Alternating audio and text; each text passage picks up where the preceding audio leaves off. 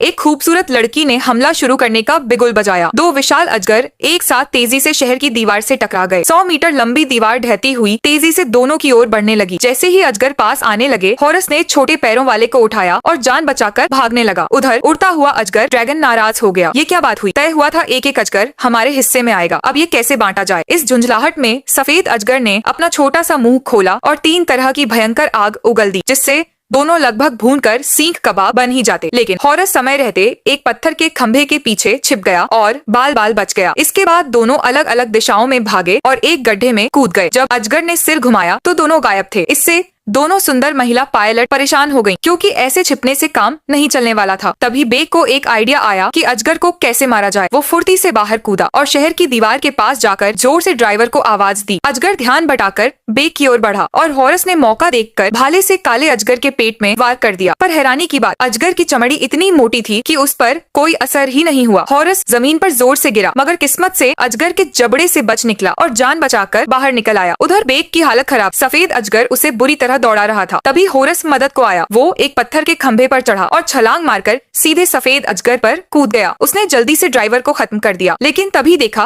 कि अजगर पहाड़ी की खाई की तरफ बढ़ रहा है, तो वह तुरंत कूदकर वहां से निकल गया और इस तरह सफेद अजगर मारा गया। लेकिन जैसे ही वे चैन की सांस लेने लगे, काला अजगर फिर से आ धमका। तभी एक सुंदर लड़की अचानक सामने आ गई। वो बिना डरे धीरे धीरे अजगर की ओर बढ़ी। जो काला अजगर अभी तक उग्र और हिंसक था, वो उसकी मौजूदगी में शांत हो गया। उसने बस एक प्यार भरी नजर डाली और अजगर तुरंत बस मान गया।